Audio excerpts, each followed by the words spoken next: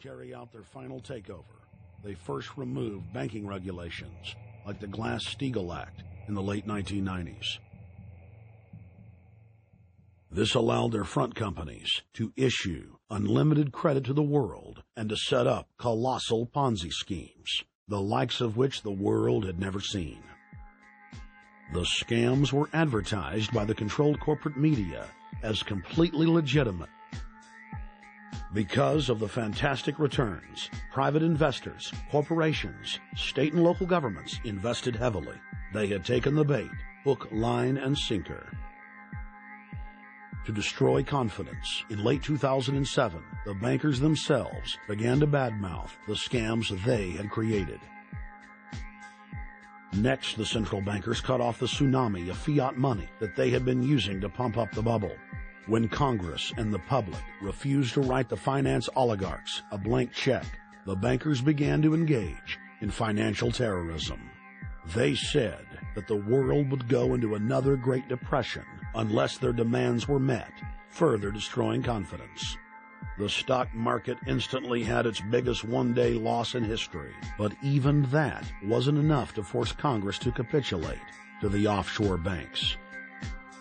Senator Inhofe of Oklahoma and Congressman Brad Sherman of California, amongst others, told the world that the entire Congress had been threatened with martial law by the White House and the Treasury Department if they didn't pass the so-called banker bailout bill. The only way they can pass this bill is by creating and sustaining a panic atmosphere. That atmosphere is not justified. Many of us were told in private conversations that if we voted against this bill on Monday, that the sky would fall, the market would drop 2,000 or 3,000 points the first day, another couple thousand the second day, and a few members were even told that there would be martial law in America if we voted no. That's what I call fear-mongering. Unjustified. The final version of the bill was kept secret from the Congress until minutes before the vote on October 3, 2008. The Federal Reserve had promised total transparency, that every dime would be accounted for.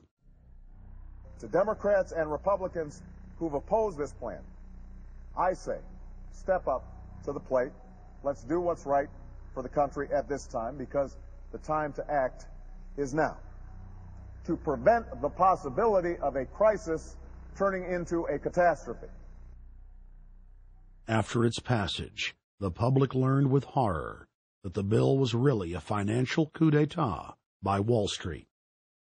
The bill didn't just give $700 billion to the banks. It was a blank check.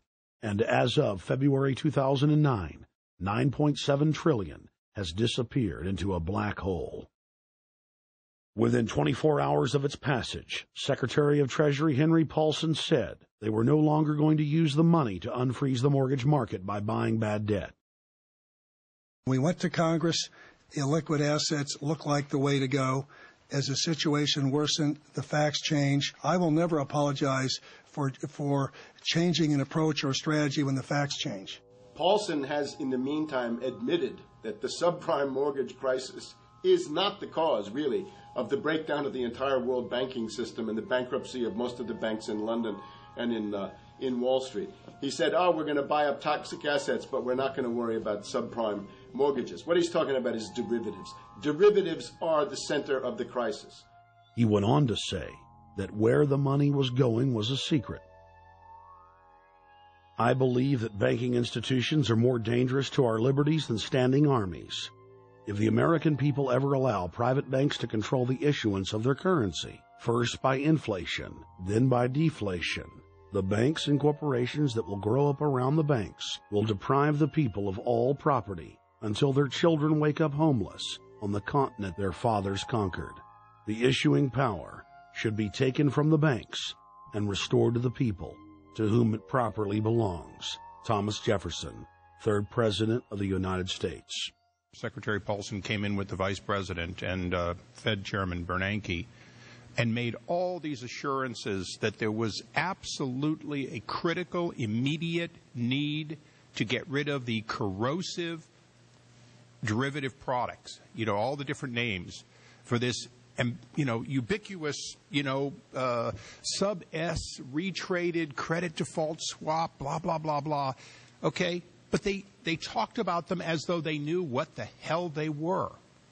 You got the money, and you immediately said, what items, what auction? Now, the Treasury just basically cut that out of the bill. And what we have here is a situation where banks are hoarding the money that they're getting from the TARP. They're using the money to purchase other banks. And all of a sudden, the Treasury sent a signal to the banks, forget about it. We're going to give you the money that you want, and you do what you want with it. Unless you direct it specifically, it's not going to happen. I don't think anyone questions, Mr. Kashkari, that you're working hard. Our question is who you're working for. Throughout its passage, President Bush and Senator Obama worked in tandem to get Congress to pass the bill without even having time to read it, despite the fact that in major polls, 98% of the American people were against the bill. The leadership in both parties were for it. And I really want to commend Barack Obama, because as we were involved in the this and that and different provisions of the bill to persuade people, he really gave them confidence that this was the right decision for the American people, even though it wasn't, in our view, a great bill for them to vote on. I want to take a particular moment to also thank an individual who's not here, and that is Barack Obama, who made numerous calls not only to all of us, but to members of our caucus, and helped us gather the votes on the Democratic side to pass this legislation. Bank heads then bragged to the press that they were hoarding the bailout money and using it to buy up smaller, healthy banks and insurance companies. Their plan was working like a charm. Next, the central bankers loaned the federal government back $787 billion of our own money at interest for President Obama's so-called stimulus package. And just like the banker bailout, Congress was given less than an hour to read the 1,070-page-plus stimulus bill. Barack Obama, who had pledged on the campaign trail to wait 5 days before a bill could be voted on so that the Congress and the people could have a chance to read it, said that the stimulus was too important and it had to be passed before anybody could see it or read it, or the crisis would turn into a catastrophe. Doing little or nothing at all will result in even greater deficits, even greater job loss, even greater loss of income, and even greater loss of confidence. Those are deficits that could turn a crisis into a catastrophe, and I refuse to let that happen. After its Friday passage, in gangster fashion, President Barack Obama took a 4-day vacation and said that there was no rush to sign it. The spending bill was really a takeover bill, designed to further federalize the states and to pay off rich donors that had donated to both parties. As the world slid deeper into depression, the bankers celebrated the fire sale that they had created. I believe the phrase burdens of the office is overstated. Yeah, it's kind of like, why me? Oh, the burdens, you know. Why did the financial collapse have to happen on my watch? It's just pathetic, isn't it? Self-pity. And I don't believe President-elect Obama will be full of self-pity. With their access to unlimited fiat capital, they could now buy up sectors of the world economy not already controlled by them. For over a century, the Anglo-American establishment had worked to bring the world system to this point. Artificially engineered global bankruptcy.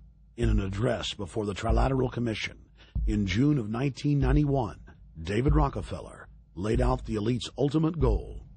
The supranational sovereignty of an intellectual elite and world bankers is surely preferable to the national autodetermination practiced in the last centuries.